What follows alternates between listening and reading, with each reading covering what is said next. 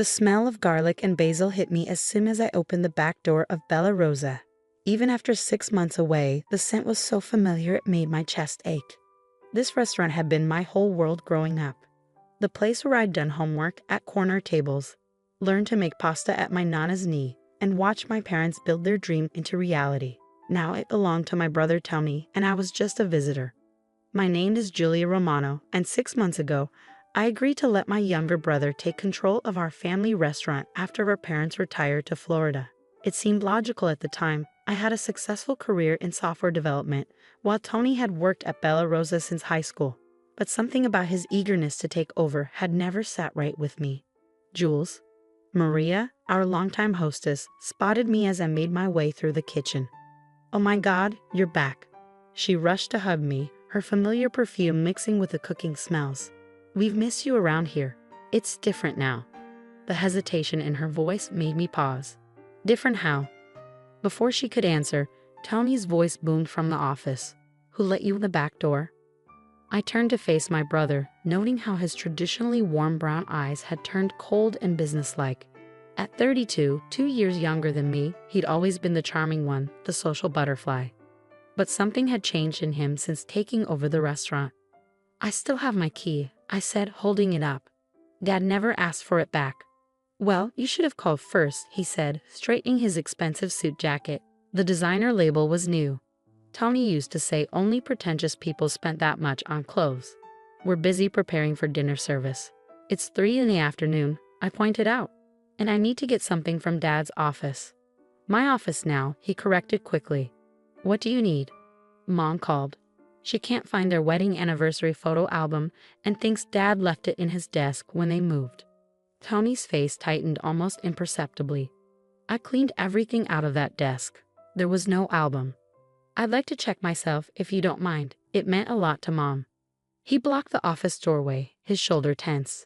"I said I cleaned it out. Don't you trust me?" The question hung in the air between us, heavy with unspoken tension. Once, I would have said yes without hesitation. Tony and I had been close growing up, partners in crime in the controlled chaos of a family restaurant. But lately, 10 minutes, I said firmly. "That's all I need." He stared at me for a long moment, then stepped aside with obvious reluctance. "Fine, but make it quick. I have a supplier meeting soon." The office looked different than I remembered. Dad's old football posters were gone, replaced by modern art pieces that seemed out of place in a family Italian restaurant. His ancient desktop computer had been upgraded to a sleek laptop. Even the familiar smell of his cigars had been masked by some expensive air freshener. I went straight to the desk, pulling open drawers that had once been organized chaos but were now meticulously arranged. No photo album. I was about to give up when I noticed something odd about the bottom drawer. It seemed shallower than I remembered. Kneeling down, I ran my fingers along the edges until I felt it. A slight gap that shouldn't be there. With careful pressure, the false bottom popped up, revealing a hidden compartment. There was no photo album. Instead, I found a small black device about the size of a USB drive. When I picked it up, I realized what it was: a wireless camera receiver. "Find what you were looking for." I jumped at Tony's voice, quickly palming the device. "No album," I said, standing up. "Mom must have packed it after all." He nodded, but his eyes narrowed slightly. "Then I guess you're done here." That night, alone in my apartment, I connected the receiver to my laptop. As a software developer, I knew my way around most technology. It took only a few minutes to access the stored footage. What I saw made my blood run cold. The camera had been hidden in the office's smoke detector, positioned to capture the entire room. I watched footage of Tony meeting with various people after hours. Meetings that had nothing to do with restaurant supplies. "The restaurant's perfect for this," he told one man in an expensive suit. "Cash business, high turnover. No one looks too closely at the books in places like this." "And your sister?" the man asked. "She's not going to cause problems." Tommy laughed. "Jules, she's too busy with her tech job to pay attention. Besides, she trusts me. They all do." My hands shook as I fast-forwarded through more footage. Money changing hands. Ledgers being altered. Conversations about cleaning cash through the restaurant's accounts. My brother was using our family's beloved restaurant to launder money. Suddenly, his insistence on taking control made perfect sense. His new clothes, his expensive car, his eagerness to get our parents to retire. It was all part of his plan. "Oh, Tommy," I whispered to my empty living room. "What have you done?" My phone buzzed. A text from Maria. "Can we meet? There's something you need to know." I stared at the message, then back at my laptop screen where Tony was shaking hands with another sketchy business partner. How many people had suspected something was wrong but been too afraid to speak up? "Corner cafe, tomorrow morning," I texted back. 7 a.m. I stayed up most of the night, reviewing footage and taking notes. The camera had been recording for months before our parents retired. Dad must have suspected something, installed it secretly. But why hadn't he said anything? Why leave it for me to find? The next morning, Maria was already waiting when I arrived at the cafe, nervously shredding a napkin. "I should have called you sooner," she said as soon as I sat down. "But Tony, he's changed. He watches everyone, writes up people for tiny mistakes. 3 longtime servers have quit already." "How long have you known something was wrong?" I asked gently. She glanced around before leaning closer. "A few months. The numbers stopped making sense. We're doing the same business we always did, but somehow there's so much more cash. And these men come in, have meetings with Tony after hours." "Why didn't you tell my parents?" "Tony said he was making improvements, modernizing things. Your parents were so excited about retiring, about him taking over." She twisted her wedding ring anxiously. "But last week, I overheard something. They were talking about using the restaurant to clean dirty money. When Tommy saw me, he said if I breathed a word to anyone, he'd make sure my son lost his scholarship." My chest tightened. Maria's son Marco was in his first year of medical school, attending on a scholarship Tony had helped arrange through one of his new business contacts. "I found Dad's camera," I told her quietly. "I've seen the footage." Her eyes widened. "Your father knew?" "I think he suspected. But I don't understand why he didn't confront Tony directly." "Maybe," Maria hesitated, "maybe he wanted you to find it. You're the one who could understand what to do with it." I thought about my father, about how he always encouraged my interest in technology even while Tony mocked it as nerdy. Had he known this moment would come? "I need to be careful," I said finally. "These people Tony's involved with, they're dangerous. And he has leverage over too many people." Maria nodded, understanding. "What are you going to do?" I pulled out my phone, showing her an app I created overnight. "First, we're going to gather evidence. Real evidence, not just suspicions. I need your help, but it has to look like nothing's changed." "Of course," she said without hesitation. "Whatever you need." As we planned, I thought about the restaurant, about all the family memories it held. Sunday dinners after closing, birthday celebrations in the kitchen, my nana teaching me her secret recipe for tiramisu.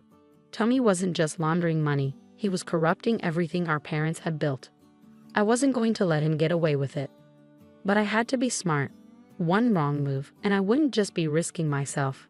I'd be putting Maria, Marco, and who knew how many others in danger. I needed more than just the camera footage. I needed to understand exactly what Tony was doing and who he was working with. Most importantly, I needed him to keep underestimating me. Let him think I was just his tech-obsessed sister, too naive to see what was happening right under my nose. He'd learned soon enough just how wrong he was. Over the next 2 weeks, I built my case carefully. The app I created allowed Maria and other trusted staff members to document suspicious activities without risking detection. Every late-night meeting, every unusual cash deposit, every strange supplier who visited Tony's office. It all went into my encrypted database.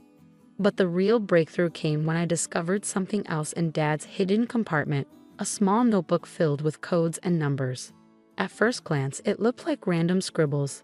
But Dad had taught me about ciphers when I was young, one of our many nerdy activities that Tony had never been interested in. It took me 3 days to crack his code, and when I did, I felt sick. Dad hadn't just suspected Tony's activities, he'd been tracking them for months. The notebook contained detailed records of suspicious transactions, names, dates. He'd been building his own case, but something had stopped him from acting on it. I was in my apartment, cross-referencing Dad's notes with my home data, when my phone buzzed. A text from Tommy. "Coming by the restaurant tomorrow? Need to discuss something important." My fingers hovered over the keyboard. In the past 2 weeks, I've visited Bella Rosa several times, playing the role of the oblivious sister perfectly. Tony had grown more relaxed, less defensive about my presence. Sure, I typed back. Lunchtime ok. Perfect, don't be late. I smiled grimly at my laptop screen, where I had footage of his latest business meeting playing. Don't worry, little brother. I wouldn't miss this for the world. The next morning, I backed up everything to multiple secure locations and made 2 important calls. Then I headed to Bella Rosa, the USB drive with the camera footage tucked safely in my pocket. Tony was waiting in his office, looking unusually pleased with himself. Jules, right on time. You said it was important, I said, taking the seat across from his desk. Everything okay? He leaned back, studying me with what seemed like genuine affection. More than okay. I've been thinking, you were right to be concerned about the restaurant, about our family's legacy. This was new. I kept my expression neutral, waiting. I want to offer you a position here, he continued. Director of Operations. You can handle the technology side, modernize our systems. We'll run it together, like we always talked about as kids. I felt a pang in my chest, remembering those childhood conversations.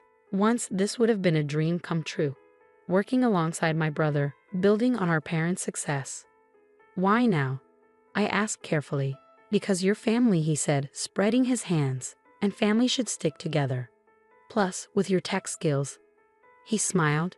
We could really expand our operations. The emphasis he placed on that last word told me everything I needed to know. He wasn't offering me a legitimate position. He wanted to use my skills to help him launder money more efficiently. That's quite an offer, I said slowly. Mind if I think about it? His smile tightened slightly. Of course, but don't take too long. This is a limited time opportunity. Was that a threat? Knowing what I knew now, probably.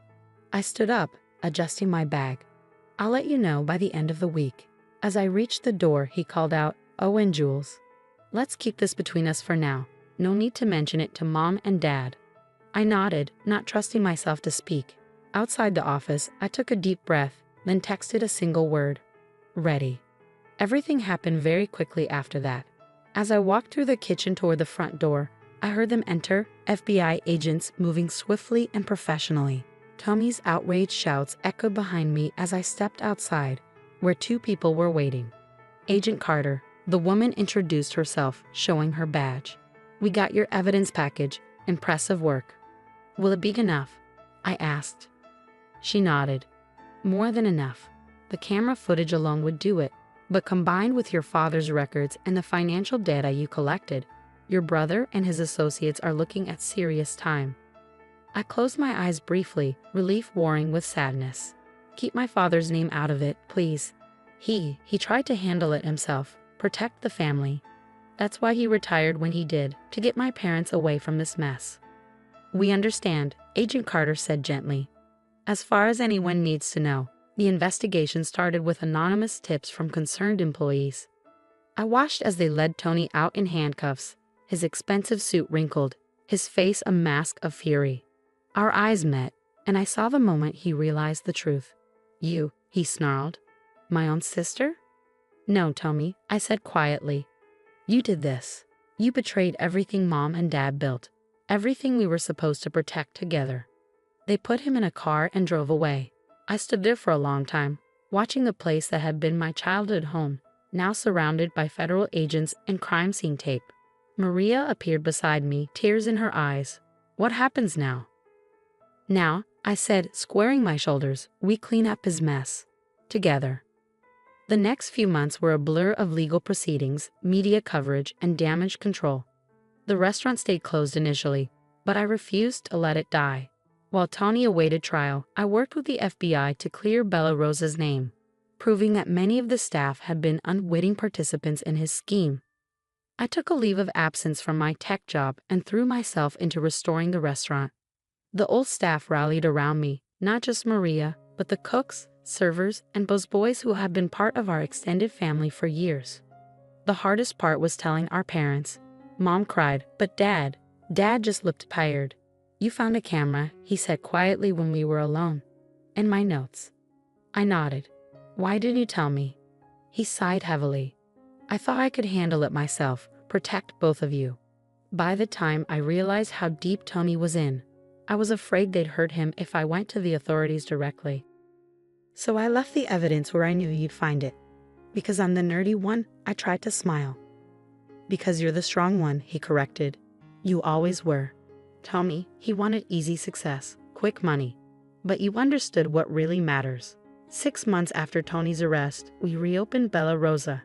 The dining room was packed with familiar faces, loyal customers, employees past and present, people who believed in second chances.